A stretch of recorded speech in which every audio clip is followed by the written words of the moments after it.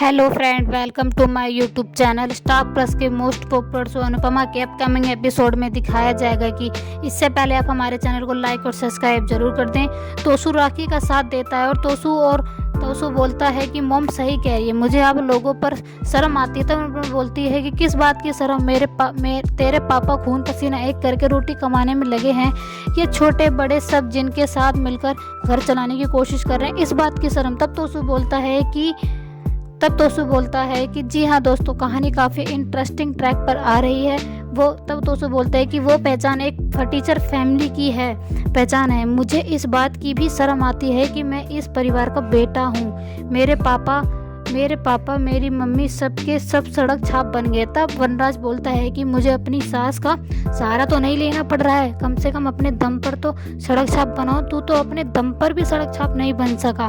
तब काव्या बोलती है कि अनुपमा कि पहले पति के साथ रहना नहीं आया, अब पति को छोड़ना नहीं आ रहा है। अरे छोड़ दिया तो छोड़ दो ना, क्यों इसकी ज़िंदगी में घुस रही हो? दोस्त बन रही हो। एक लड़का लड़की दोस्त नहीं हो सकते, पर एक लड़का लड़की दोस्त बन सकते हैं, पर एक एक्स हस्बैंड एक्स वाइफ का भी दोस्त नहीं बन सकते। तब वनराज बोलता है कि अनुपमा और मैं दोस्त हैं। तब राखी बोलती है कि एक्स हस्बैंड एक्स वाइफ। तब वनराज बोलता है कि ये डायलॉग मार मार के तुम थकती नहीं हो? ये कोई 4 महीने का अफेयर नहीं है जो चालू हुआ टूट गया। हमारे बीच 26 साल और 3 बच्चे हैं। जी हाँ दोस्तों, कहानी काफ़ी इंटरेस्टिंग ट्रैक पर आ रही है। तब अनुपमा बोलती है कि लोगों को क्या तो एक औरत दूसरी औरत भी बेचारी लगती है। अगर मैं तलाक के बाद भी आगे बढ़ रही हूँ तो रोती नहीं हूँ आगे, तो यह दुख भी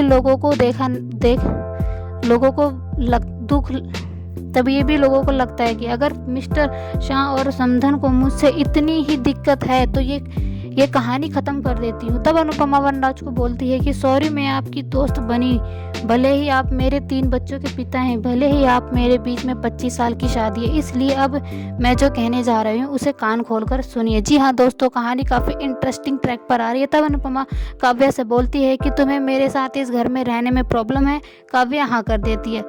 फिर अनुपमा बोलती है कि मेरी डांस एकेडमी में तुम्हारे पति का कैफ़े है, तुम्हें इससे भी प्रॉब्लम है? काव्या हाँ कर देती है। तो अनुपमा बोलती है कि एक काम करो, अपना सारा सामान बांधो, इस घर से निकल जाओ, क्योंकि मैं अपने बाबूजी को छोड़कर तो कहीं जाने से रही नहीं। अपना सामान बांध लीजिए। सॉरी, हाँ आपने काव्या से शादी की है तो थोड़ा सा तो फल चखना पड़ेगा। मेरे घर और कारखाने से बाहर निकलो, तुम भी और तुम्हारे पति भी। तब वनराज बोलता है कि इसमें मेरी क्या गलती है, मैंने तो कुछ कहा ही नहीं। तब अनुपमा बोलती है कि यही तो आपकी गलती है, आप कभी कुछ कहते ही नहीं, ना अपनी पत्नी को समझाया और ना अपने समधन को। तब काव्या बोलती है डोंट डू दिस, कहाँ जाएंगे हम अनुपमा। तब अनुपमा बोलती है कि लो, मैं काव्या बन गई, अच्छे लोगों को इतना भी मत सताओ कि वो अपनी अच्छाई छोड़ दे।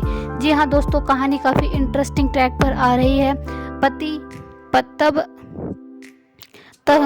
राखी बोलती है कि तब अनुपमा बोलती है काव्या को कि पति नया है तो घर भी नया ले लीजिए, नहीं कर सकती तो चुप ही रहो, और आज के बाद किसी ने मेरे चरित्र पर उंगली उठाया तो मैं बर्दाश्त नहीं करूँगी। कल के एपिसोड में दिखाया जाएगा कि बाप बोलती है कि मुझे कैफ़े जाना है, वो शेफ़ को एक डिश सिखानी। तब अनुपमा बोलती है कि मैं कैफ़े नहीं जाऊंगी।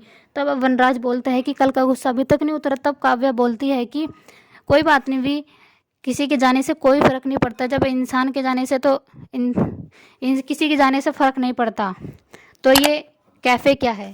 Thank you.